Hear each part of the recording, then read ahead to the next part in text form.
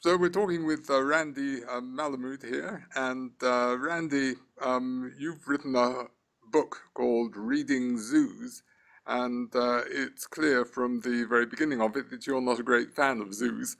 Correct. Um, so what is it about putting animals in zoos and looking at them, through an enclosure or whatever, that changes our whole relationship to them in your terms? Mm. Well, the construct itself, the construct of a zoo, suggests that we believe that we can control them, that we believe that we can and should be able to have access to these animals easily and conveniently and en masse all together in a way that is easy for us to get to. Tigers don't live in Atlanta. And we shouldn't pretend that they do. And if we go see a tiger in Atlanta, we shouldn't pretend that we're seeing a real tiger doing anything like what a real tiger would really be doing. But there's a really profound disruption of our actual, proper, authentic ecological relationship to these animals that is disrupted from the minute you walk into the zoo. So what's kind of going on in all of this that we feel the need to put them in zoos and, in a sense, possess them? A couple things. First of all, I think probably we're selfish. Probably to the extent that we may think about the ethical implications of capturing and caging an elephant or a giraffe or a polar bear or any other animal, we may think that it's unfortunate for that animal, but we rationalize. We think, well, the animal's got good veterinary care and 3 square meals a day, and little gewgaws in his cage to play with. But anyway, I really want to see him. So I will be able to see him. I think that if you probe the way zoogoers and zookeepers think about the process of zoo attendance, the bottom line is that we get what we want.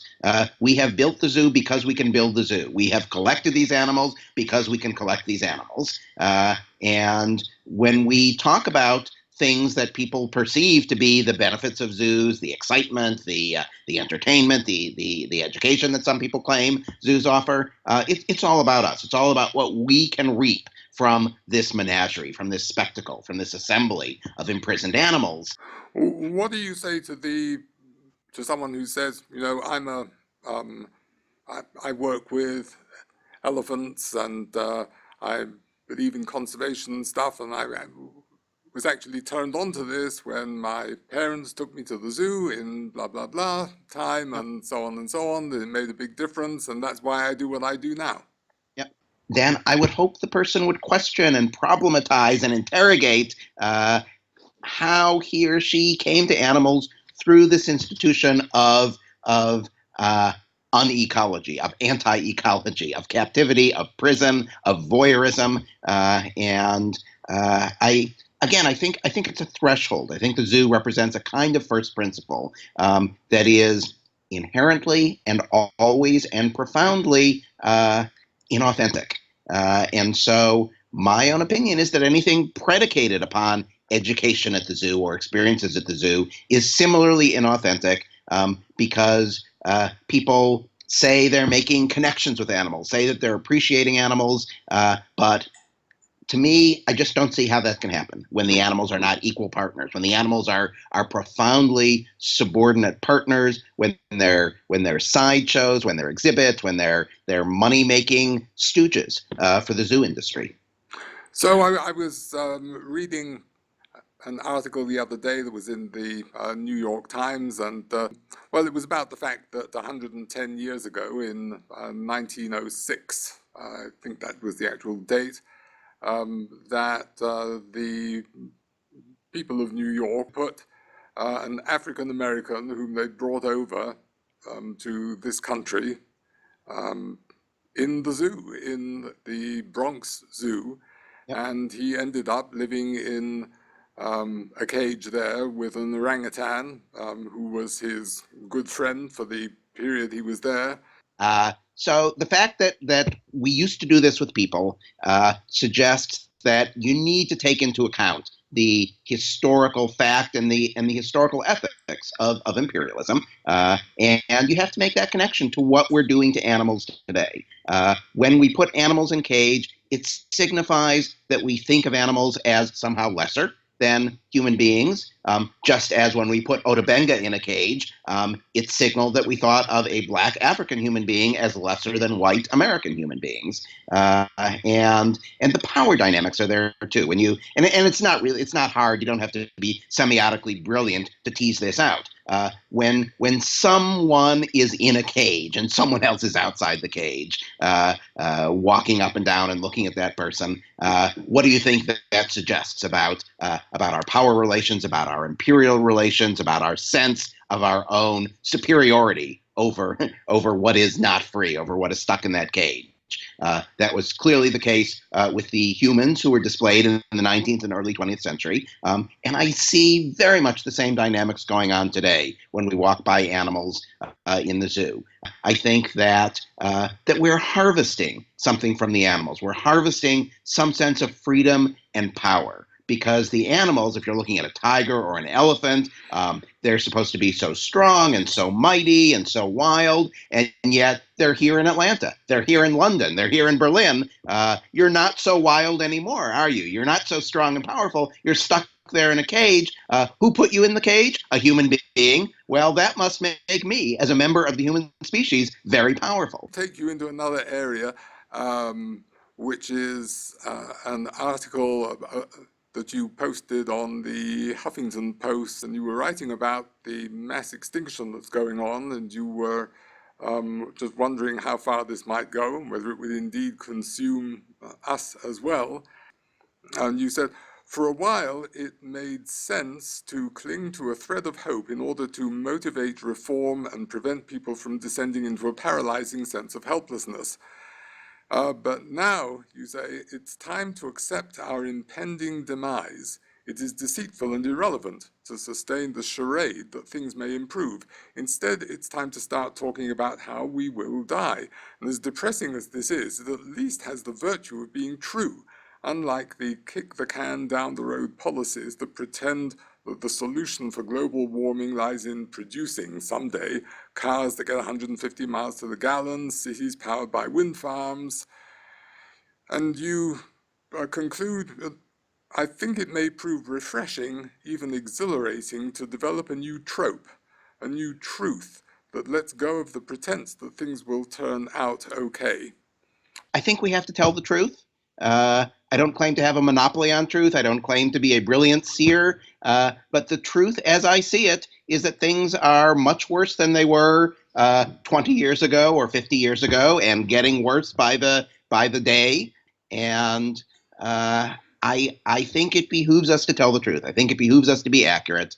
And that's the exhilaration, is to stop pretending that we are doing okay, that we are going in the right direction. So you conclude that as an English professor, and I'm particularly emphasizing that, I find it exciting to consider the possibilities for a new voice, a new style, a new writerly consciousness that may accompany and chronicle the winding down of our sound and fury. What do you mean exactly? Well, speaking as a professor of English, just go into that a little bit. It is a trope. It is a style of acceptance, of reality, of sort of acknowledging that we have done the damage, that we are living in the Anthropocene, that we are looking in the eyes of the sixth extinction. But given that is the truth of where we are, what can we do now? Can we, in the generation or two or three that remains to us, can we do something perhaps to document for other life forms that may someday emerge, what we did and how we did it and how we feel about it? In my literary specialty, I focus on early 20th century English literature. T.S. Eliot and Virginia Woolf and James Joyce. And one of the things that's very interesting about that literary period is that it is a time when the British Empire is beginning to fall. The sun never set on the British Empire, but of course now it's beginning to set. And so the writers are writing with an awareness of the reality that the British Empire, which was so powerful and so global, is in decline. But they were close enough to the Victorian age, to the era in which there was this experience of the power and the supremacy, that they could remember that, but they could also write about the awareness of where they were now. And so I think that the analogy fits us very well in this moment, that we can remember when we could build SUVs so big that got 3 miles to a gallon of gas, and we could build big houses, and we could keep the temperature inside at 52 degrees Fahrenheit in the summer. We can remember all of those excesses. We can remember that those habits of unsustainability. But we also know that that's gone, that the fuel is gone, that the glaciers are melting, that the coastal cities will be inundated in a matter of decades. And so I'd like to think that if there's anything salvageable from the experience of American and Western overconsumption in the last century, that it might be an object lesson about how we have greedily and short-sightedly used things up and taken things and taken animals and eaten animals and imprisoned animals and clear-cutted forests and drilled and explored and imperialized, and it was fun and productive and enriching in the short term.